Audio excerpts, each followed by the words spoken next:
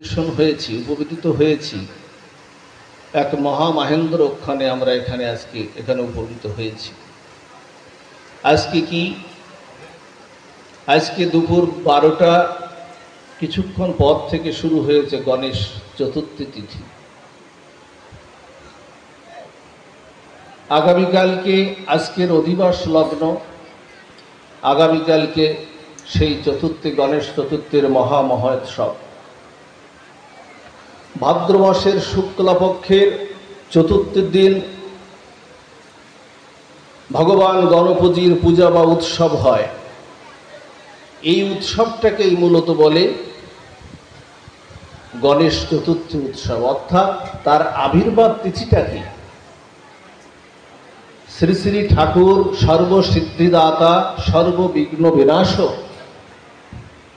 এবং সর্বশুভভক্তির প্রতীক এবং সর্ব অশুভ শক্তির বিনাশ যিনি করেন তিনি হলেন আমাদের গণেশ ঠাকুর। তার আর এক নাম গজানন, তার আর এক নাম গণপতি। আজকে তার পূজা অর্চনায় আমরা ব্রতী হয়েছি। এই উৎসবটি শুধু বঙ্গদেশে নয়, আমাদের ভারতবর্ষের অনেক রাষ্ট্রে, বিশেষ করে অনেক রাষ্ট্রে এই পূজাটা হয়, কিন্তু আমাদের মহারাষ্ট্র, সেই মহারাষ্ট্রে এই পূজাটি হলো তাদের প্রধান ধর্মীয় উৎসব। তারা ভগবান জ্ঞানী, এই গণপতি বা গজানন বা গণেশ ঠাকুরকে তারা ভগবান জ্ঞানেই তারা পূজা অর্চনা করে। 10 দিন ব্যাপী সেখানে এই অনুষ্ঠানটি হয়ে থাকে। অর্থাৎ গণেশ ঠাকুরের আবির্ভাব তিথিটাই হলো গণেশ চতুর্থী তিথি। সেটাই আমরা আজকে পালন করতে বসেছি। আমাদের আজকে শুভ গন্ধাদীয় দিবস। আপনারা জানেন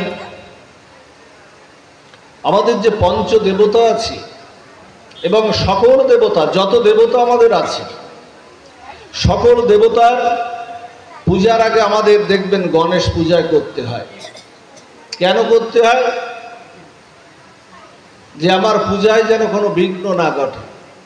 গণেশ ঠাকুর সর্ববিঘ্ন বিনাশক না?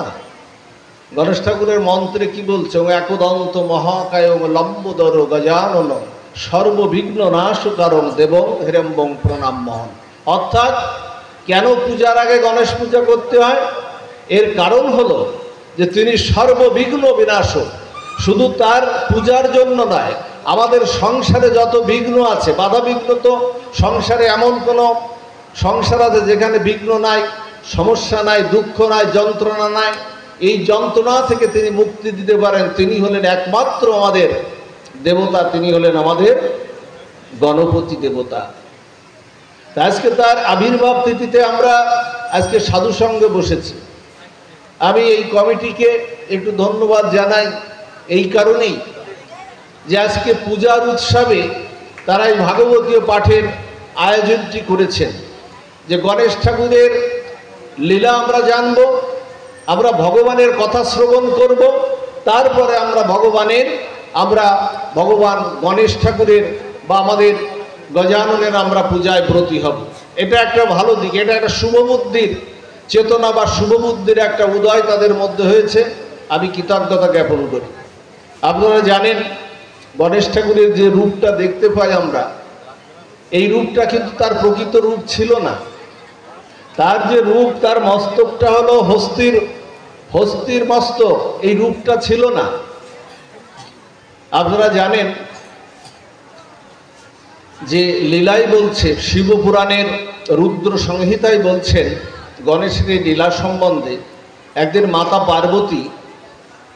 পার্বতী তিনি তার শুধু স্নান কার্য, তার মন্ত্রস্মরণ, ভগবানের ধ্যান, ভগবানের উপাসনার জন্য তিনি একান্তে তিনি এই কাজগুলো সম্পন্ন করবেন বিধায় তিনি দ্বার রক্ষক নিয়োগ করলেন তার নিজ সন্তান গণেশকে। এ গণেশ, তুমি এই দ্বার রক্ষক হিসেবে থাকো। আমার এই স্নান, মন্ত্র, তপস্যা, জপ বা ধ্যানের সময় যেন কেউ আমার বিঘ্ন না ঘটাতে পারে। বুঝেছেন কথাগুলো খেয়াল? তাহলে ভগবানের কথার সময় বিঘ্ন ঘটালে হবে না। দেবী পার্বতী আমাদের নির্দেশ দিচ্ছেন, তাহলে এখানে কি আপনারা অন্যমনস্ক হবেন? এখানে অন্যমনস্ক আর কিন্তু সুযোগ নাই। দেবী পার্বতী একজন দাড়ি নিয়োগ করছেন, সেই দাড়ি হলো তার নিজ সন্তান গণেশ। এখন তিনি যখন দাড়ি হিসেবে যে যদি যে কেউ আসুক, বলছে যে কেউ আসুক তাকে তুমি বাধা প্রদান করবে, এর মধ্যে যতক্ষণ পর্যন্ত আমার এই কর্মগুলি যতক্ষণ পর্যন্ত সম্পন্ন না হবে ততক্ষণ পর্যন্ত তুমি তাকে এর মধ্যে প্রবেশ করতে তুমি দেবে না। এখন মা খেয়াল দাও, ওগুলো রাখো, কথা রাখো। এখন এর মধ্যে প্রবেশ করলেন আমাদের দেবাদিদেব মহাদেব শিব ঠাকুর। শিব ঠাকুর কে মা? দেবী পার্বতীর স্বামী হলেন শিব ঠাকুর। এই শিব ঠাকুর এসে বলছেন আমি তোমার মাতার সঙ্গে দেখা করতে চাই। এখন মাতৃ আজ্ঞা, গণেশের কাছে কিন্তু মাতৃ আজ্ঞা অত্যন্ত গুরুত্বপূর্ণ। একেবারে মায়ের আজ্ঞা কখনো, যেসব সন্তান না জগতে এখান থেকে দর্শন দিচ্ছে, যেসব সন্তান জগতে মায়ের আজ্ঞা পূরণ করে, মাতৃ আদেশ পালন করে, যারা মাতৃ আদেশ পালন করে, মায়ের শাসন মানে, মায়ের বাণী মানে, জগতে তারা মঙ্গলপ্রদ হয়। তাদের কখনো তাদের জীবনে কোনো অশুভ শক্তি আসতে পারে না। আজকে কি করেছেন? আজকে সেই শিব ঠাকুর এসেছেন। শিব ঠাকুর এসে যখন বলছেন আমি তোমাদের মাতার সঙ্গে দেখা করতে চাই, বলছে যে বারণ আছে। বলছে বারণ আছে, মায়ের সঙ্গে দেখা করা যাবে না। বলছে কেন? আমি তোমার মায়ের সঙ্গে দেখা করব, সে আমার সহধর্মিণী, আমি দেখা করব, বারণ আছে কথা বললে তো হবে না, আমার গুরুত্বপূর্ণ কাজ আছে। বলছে না, মাতৃ আজ্ঞা আছে, আপনি দেখা করতে পারবেন না, আপনাকে এই সময় পর্যন্ত অপেক্ষা করতে হবে। হরিবল। যখন বললেন এ কথা তখন শিব ঠাকুর একটু রেগেই গেলেন। বলছেন আমি দেখা করব, আমার স্ত্রীর সঙ্গে তোমার মাতার সঙ্গে দেখা করব, এর জন্য আমাকে অপেক্ষায় থাকতে হবে? শিব ঠাকুরও নাছড় বান্দা, গণেশও নাছড় বান্দা। এখন এই নিয়ে হলো দুইজনের মধ্যে, পিতা আর পুত্রের মধ্যে যুদ্ধ শুরু হয়ে গেল। পিতা পুত্রের মধ্যে প্রবল যুদ্ধ। বলছে মাতৃ আজ্ঞার জন্য যদি জীবনও চলে যায় তাহলেও তো আমি মাতৃ আজ্ঞা আমি পালন করব। এক সময় কি হলো জানেন? শিব ঠাকুরের গোপানালে পড়ে যখন যুদ্ধ হলো, গণেশ ঠাকুরের মস্তকটা ছেদন করে দিলেন শিব ঠাকুর। শিব ঠাকুর যখন মস্তক ছেদন করে দিলেন, দিয়ে যখন প্রবেশ করলেন দেবী পার্বতীর, তখন তিনি ধ্যানে তপস্যায় ছিলেন, প্রবেশ করলেন। প্রবেশ করে তাকে যখন জাগালেন, জাগিয়ে যখন এই সংবাদ, গণেশের সংবাদ দিলেন, বলছে তার মস্তক আমি ছিন্ন করেছি, সে আমার প্রতি অবমাননা করেছে, আমি তার পিতা, আমার প্রতি সে অবমাননা করেছে, অবজ্ঞা করেছে। এই জন্য বলছে তুমি কি করেছো? আমি তো তাকে আজ্ঞা দিয়েছি যেন এই সময় কেউ ঢুকতে না পারে। জানেন, যখন এই বলল দেবী পার্বতী, তখন শিব ঠাকুরের চরণে পড়েছে, চরণে পড়ে বলছেন তুমি কি করেছো? আমার প্রিয় সন্তানকে হারিয়ে আমি এখন দিশেহারা হয়েছি, আমার সন্তানকে তুমি আবার জাগ্রত করে দাও, তার মস্তককে আবার। তখন বলছেন যে শিব ঠাকুর বলছেন তার যে মস্তক ছিন্ন হয়েছে এই মস্তক আর আনয়ন করা সম্ভব নয়। তিনি ধ্যানে বসেছেন, কি করা যায়? বল ধ্যানের থেকে জানতে পারলেন তার মাথায় একমাত্র শুভ মঙ্গলপ্রদ হস্তির মস্তকটা, একটা হস্তির, সাদা হস্তির মস্তকটা যদি তার সেই ছিন্ন গলায়, যেখান থেকে ছিন্ন হয়েছিল সেখানে যদি লাগানো যায় তাহলেই সে আবার প্রাণ ফিরে পাবে। তখন বের হলেন, বের হয়ে কিছুক্ষণ পরে গিয়ে দেখলেন একটা সাদা হস্তি শুয়ে আছে, তার মস্তকটা কেটে এনে গণেশ ঠাকুরের মস্তকে দিলেন। দিয়ে শিব ঠাকুরকে বললেন যে আমার এই সন্তানের যে আকৃতি হয়েছে, জগতে আমার সন্তানের যে আকৃতি হয়েছে, তার জন্য তোমাকে বিশেষ কিছু করতে হবে। শিব ঠাকুর বললেন যে বিশেষ তো অবশ্যই হবে, তোমার সন্তান যে আকৃতি হয়েছে এই গণেশ ঠাকুর হবে সর্ববিঘ্ন বিনাশক, সর্বমঙ্গলদায়িনী এবং সর্ব অশুভ শক্তির প্রতীক, অশুভ শক্তির বিনাশকারী হবে। এবং গণেশ দেবতাকে যারা সকাল সন্ধ্যা যারা স্মরণ করবে, গণেশ দেবতাকে যারা প্রত্যেকটা পূজার আগে প্রত্যেকটা কর্মের আগে যারা গণেশ ঠাকুরকে স্মরণ করবে, তাদের সংসারে আর অমঙ্গল থাকবে না, তাদের সংসারে মঙ্গল বয়ে আনবে। সেই পূজায় আপনারা বসেছেন। তাহলে তার কথা শ্রবণ না করে শুধু এখানে কীর্তন করবেন বা এখানে উৎসব করবেন, বাজার করবেন, হইহুল্লোড় করবেন, সেটা হবে বাবা? সেটা কখনোই হবে না। দেখুন, আমাদের পঞ্চদেবতা আছে, শুধু পঞ্চদেবতা না, আমাদের সমস্ত দেবতার যে কথাটা বলেছিলাম, আমাদের পঞ্চদেবতা মহাদেব, বিষ্ণু, সূর্য এবং গণেশ এবং জগৎ মাতা আদ্যা শক্তি আমাদের পঞ্চদেবতা। এই পঞ্চদেবতার পূজার আগেও গণেশের পূজা করতে হয়। আর এই গণেশের পূজা কেন? আরেকটি তত্ত্ব আছে, গণেশের পূজা কেন সর্বাগ্যে আগে গণেশের পূজা করতে হয়। এর কারণ কি জানেন? এর কারণ হলো হরিনাম।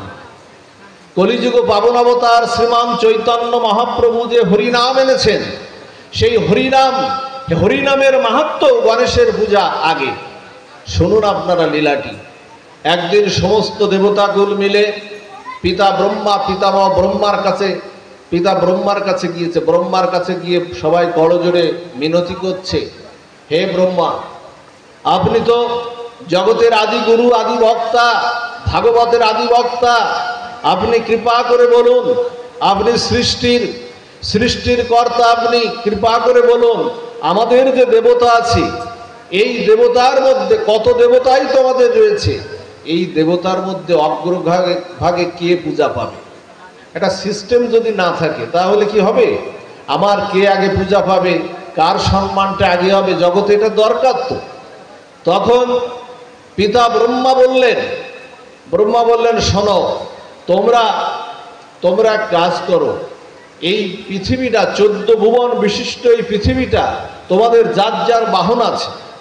আমাদের প্রত্যেক দেবতার এক একটা বাহন আছে। কার্তিকের বাহন আছে না ময়ূর, সরস্বতীর বাহন কি মা হংস, লক্ষ্মীর বাহন কি পেঁচা, এরকম আছে না? গণেশের বাহন কি? গণেশের বাহন হলো ইঁদুর। এখন তোমাদের প্রত্যেকের বাহন আছে, এই বাহন নিয়ে এই 14 ভুবন বিশিষ্ট এই ব্রহ্মাণ্ড যে আগে ঘুরে আসতে পারবে, খেয়াল দিন, 14 ভুবন বিশিষ্ট ব্রহ্মাণ্ড যে আগে ঘুরে আসতে পারবে, তিনি অগ্রভাগে তিনি পূজা পাবেন, সে যেই হোক। পিতা ব্রহ্মা এরকম একটা পরীক্ষা দিলেন। সবাই ঠিক যে যার বাহন নিয়ে নির্দিষ্ট একটা সময়ে রওনা দিলেন। এখন সবাই তো যার যার বাহন নিয়ে দ্রুত গতিতে, ক্ষিপ্র গতিতে একেবারে সবাই ছুটেছেন। কিন্তু গণেশ এমনিতে দেখবেন তিনি স্থূলকায়, তার পেটটা অনেক মোটা, শরীরও অনেক ভারী, আর তার বাহন হলো এমন একটা বাহন, সে বাহনের নাম ইঁদুর। সে খুব দ্রুত গতিতেও সে যেতে পারে না। তাহলে এখন উপায় কি? এখন গণেশ যাচ্ছেন ওই রকম ইঁদুরের পরে চড়ে চড়ে আস্তে আস্তে একেবারে কোনো রকম যাচ্ছেন, আর অন্য অন্য দেবদেবতারা একেবারে ক্ষিপ্র গতিতে ছুটে চলেছে। পথে না দেবর্ষিপাদ নারদের সঙ্গে দেখা, দেবর্ষিপাদ নারদের সঙ্গে দেখা হলো। পথে যখন দেখা হলো, তখন পথে বলছে, হে গণেশ দেবতা, গজানন গণপতি ঠাকুর, তুমি কোথায় যাচ্ছ? এমন করে আস্তে আস্তে করে তুমি কোথায় যাচ্ছ? তা বলছে, পিতা এরকম একটা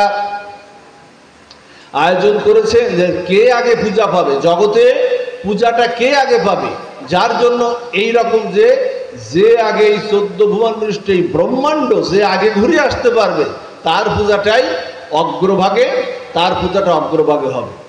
তা দেবর্ষিপাদ নারদ বলছে যে তুমি যেভাবে আস্তে আস্তে যাচ্ছ, তুমি তো জীবনেও এই ব্রহ্মাণ্ড ঘুরে আসতে পারবে না। তাহলে উপায় কি? তাহলে উপায়টা কি? নারদকে বলছেন গণেশ ঠাকুর, তাহলে উপায়টা কি? তা বলছে, উপায় একটা আছে, তুমি আমার সাথে এসো, আমার সাথে তুমি এসো। তখন কি করলেন জানেন? তখন নারদ মুনি হরে কৃষ্ণ মহামন্ত্র লিখলেন। হরে কৃষ্ণ কৃষ্ণ কৃষ্ণ হরে হরে, হরে রাম রাম রাম হরে। এই যে হরে কৃষ্ণ মহামন্ত্র একটা কাগজে লিখলেন, কাগজে লিখে এরকম একটা আসনে পারে রাখলেন, আসনে পারে হরে কৃষ্ণ মহামন্ত্র রাখলেন, আর হরে কৃষ্ণ মহামন্ত্রকে বললেন তুমি 7 বার প্রদক্ষিণ করো। তুমি 7 বার এই হরে কৃষ্ণ মহামন্ত্রকে তুমি প্রদক্ষিণ করো। তা বলছে তাহলে কি হবে? তা বলছে তুমি করোই না, প্রদক্ষিণ করে তুমি এখানে বসো, আমরাও এখানে বসি, দেখা যাক কি হয়। এখন যথারীতি হরে কৃষ্ণ যে নামকে, হরে কৃষ্ণ নামকে প্রদক্ষিণ করে যথারীতি আমার গণেশ ঠাকুর যথারীতি তিনি বসে আছেন, একটা জায়গায় বসে আছেন, আসন পেতে বসে আছেন, ওনার বাহন ইঁদুরকে নিয়ে, ওনার বাহনকে নিয়ে বসে আছেন। বাহনকে যখন নিয়ে বসে আছেন তখন কি হলো, হঠাৎ করে সবাই বিশ্ব ব্রহ্মাণ্ড ঘুরে পর আসতে লাগলো। এ বলে আমি ফার্স্ট, এ বলে আমি সেকেন্ড, অমুক বলে আমি থার্ড, এইরকম পর আসতে লাগলো। তখন পিতা ব্রহ্মাও আসলেন। পিতা ব্রহ্মার কাছে উঠে নারদ মুনি করজোড়ে করে প্রার্থনা করছেন, বলছে হে পিতা, আপনি ভাগবতের আদি গুরু, আপনি ভাগবতের প্রবক্তা, আপনি সৃষ্টির কর্তা, আজকে বিচারটা আপনাকে সঠিক করতে হবে। তা বলছে কি বিচার? তা বলছে অন্য সবাই যার যার বাহন নিয়ে ঘুরে এসেছে, আপনি জানেন নাম আর নামই অভিন্ন। ওমা, কৃষ্ণ নাম আর স্বয়ং কৃষ্ণের মধ্যে কোনো পার্থক্য আছে? কৃষ্ণ নাম, কৃষ্ণ গুণ, কৃষ্ণ লীলাবিন্দ, কৃষ্ণের স্বরূপ সম, সবচিদানন্দ। স্বয়ং কৃষ্ণ যদি আপনার সামনে এসে এখানে দাঁড়ান, আর স্বয়ং কৃষ্ণের পাশে কৃষ্ণের নাম যদি দাঁড়ায়, ওই স্বয়ং কৃষ্ণের চেয়ে কৃষ্ণের নামের শক্তি জগতে আরো কিন্তু অনেক কোটি গুণ বেশি। জগতে কৃষ্ণ নামের শক্তি আরো কোটি কোটি গুণ বেশি। বলছেন হে প্রভু, ব্রহ্মাকে নারদ মুনি বলতেন হে প্রভু, গণেশ ঠাকুর সেই হরে কৃষ্ণ নামকে, নাম আর নামই যদি অভিন্ন হয়ে থাকে, নাম আর নামই যদি এক হয়ে থাকে, তাহলে সেই ভগবানের লোমকূপ থেকে, আমাদের ভগবান শ্রীকৃষ্ণের লোমকূপ থেকে প্রতিদিন অনন্ত কোটি ব্রহ্মাণ্ডের সৃষ্টি হচ্ছে। একটা দুটো ব্রহ্মাণ্ড না, অনন্ত কোটি ব্রহ্মাণ্ডের সৃষ্টি হয়েছে। শুধু তাহলে গণেশ ঠাকুর তাহলে শুধু একটা ব্রহ্মাণ্ড নয়, একটা শুধু ব্রহ্মাণ্ড নয়, বহু কোটি ব্রহ্মাণ্ড, ওই 7 পাক দেওয়ার সঙ্গে সঙ্গে তার কোটি ব্রহ্মাণ্ড সৃষ্টি হয়েছে। কোটি ব্রহ্মাণ্ড সৃষ্টি হলে তাহলে আপনি বিচার করুন কে আগে পূজা পাবে। তখন ব্রহ্মা সবাই সমস্ত দেবতাকে বললেন, শোনো, নাম আর নামই অভিন্ন। নামকে যদি ছোট করা হয়, ভগবানের নামকে যদি ছোট করা হয়, তাহলে বড় অপরাধ হয়ে যাবে। এই জন্য নামের গুণে, নামের প্রভাবে, যেহেতু নামকে 7 বার প্রদক্ষিণ করেছে গণেশ ঠাকুর, সেজন্য আজ থেকে সিদ্ধান্ত হলো এই গণেশের পূজায় আজ থেকে সর্বাগ্যে, সমস্ত পূজার আগে গণেশের পূজা আগেই হবে। সেই ধরে গণেশ ঠাকুরের পূজা দেখবেন ব্রাহ্মণ ঠাকুরা এসে বলে না, দেখবেন আপনারা খেয়াল করেছেন কিনা জানেন, এগুলো খেয়াল আমাদের সনাতনীদের থাকে না। দেখবেন বলে বামে গ্রভ্যে নম, বামে পরমে পরম গ্রভ্যে নম, পরমেষ্টি গ্রভ্যে নম, দক্ষিণে গণেশায়, ডাইনে গণেশায়, দক্ষিণে গণেশায় নম, ঊর্ধ্ব শ্রী ব্রহ্মাণ্ডে নম, অধ শ্রী অনন্তায় নম। আর মধ্যেখানে যার যার বিগ্রহ, সেই বিগ্রহকে প্রণাম করে। এই জন্য দেখবেন সর্ব বিঘ্ন বিনাশক গণেশ দেবতা। শুধু গণেশ ঠাকুর শুধু এই তত্ত্বে না, কত আলোচনা রয়েছে শুধু এই তত্ত্বে না, আমাদের সমস্ত বৈদিক গ্রন্থের যিনি প্রণেতা, পঞ্চম বেদরূপে যে মহাভারত আমরা পড়ি, এই পঞ্চম বেদরূপে মহাভারত গণেশ ঠাকুর লিখেছেন। যে ভাগবত কথা আলোচনার জন্য আপনাদের সামনে বসে আছি, সেই ভাগবত কথা সুখদেব গোস্বামীপাদ যে ভাগবত কথার পরীক্ষিত মহারাজকে উদ্দেশ্য করে যে ভাগবত কথা বলেছিলেন, সেই ভাগবত কথা ব্যাসদেব বলেছিলেন। আর গণপতি গণেশ ঠাকুরের মতো এত দ্রুত কেউ লিখতে জগতে আজ পর্যন্ত কেউ পারে না, আর আজ পর্যন্ত কেউ পারবেও না। মহাভারত, শুধু মহাভারত, গীতা এবং ভাগবত এবং আমাদের 18টি উপপুরাণ, 18টি পুরাণ, যত উপনিষদ আছে, সমস্ত উপনিষদ ওই গণেশ ঠাকুরই লিখেছেন। দেখবেন আমাদের ব্যবসা বাণিজ্য যখন শুভ হালখাতা অনুষ্ঠান হয়, এই হালখাতা অনুষ্ঠানে কি করে মা?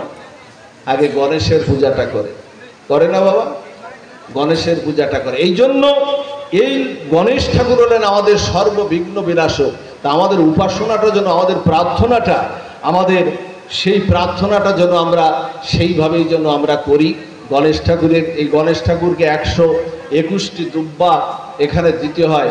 গণেশ ঠাকুরের প্রিয় হলো কদবেল, মোদক সহ আরও অনেক ফল মিষ্টান্ন দ্রব্যাদি তার অনেক প্রিয়। গণেশ ঠাকুরের একটু সিঁদুরের তিলকও দিতে হয়। সিঁদুরের তিলক গণেশ ঠাকুরের খুব পছন্দ। আমরা যেমন দেখবেন কালো তিলক ধারণ করেছে, মায়েরা কেউ সাদা তিলক ধারণ করবেন, তাতে সমস্যা নাই। এই জন্য সিঁদুরের তিলক গণেশ ঠাকুরের খুব পছন্দ, তাকে এই তিলকও দিতে হয়। তা সেইভাবে আর কি হবে, এই পূজা শেষের যেদিন অনন্ত চতুর্দশী হবে ঠিক সেই দিনে গণেশ ঠাকুরের বিসর্জন দেওয়া হয়। সেই জন্য সেই গণেশ ঠাকুরের পূজা অর্চনা এবং দান দান তপস্যায় মা শুধু হই হুল্লোড় করলে হবে না। প্রত্যেকটা দেবতার প্রত্যেকটা কর্মে আপনি গণেশ ঠাকুরের কাছ থেকেও কৃষ্ণ প্রাপ্তি হতে পারেন। কৃষ্ণ প্রাপ্তির বহু পথ আছে, গণেশ ঠাকুরের কাছেও কৃষ্ণ প্রাপ্তি হতে পারেন। সেই গণেশ ঠাকুরের কাছে যদি প্রার্থনা করেন আর সেইভাবে একান্ত অনুগত হয়ে তার চরণে যদি তপস্যা করেন, তিনি সর্ববিঘ্ন বিনাশক, আপনাদের সংসারে সর্বমঙ্গল তিনি আনয়ন করবেন, সর্ববিঘ্ন তিনি নাশ করবেন, সর্ব অশুভ তিনি বিনাশ করবেন। এই হলো গণেশ ঠাকুরের আমাদের গণেশ ঠাকুরের কাছে চাওয়া, এই হলো তার কাছে আমাদের প্রার্থনা। এই প্রার্থনা যেন সর্বাগ্যে আমাদের থাকে। এই জন্য আমরা ছোট্ট করে আমরা একটু গণেশ চতুর্থী তিথি আমরা একটু আলোচনা করলাম। আমরা ফিরে যাই, আমরা একটু ভাগবত কথা, কৃষ্ণ কথায় আমরা একটু ফিরে যাই।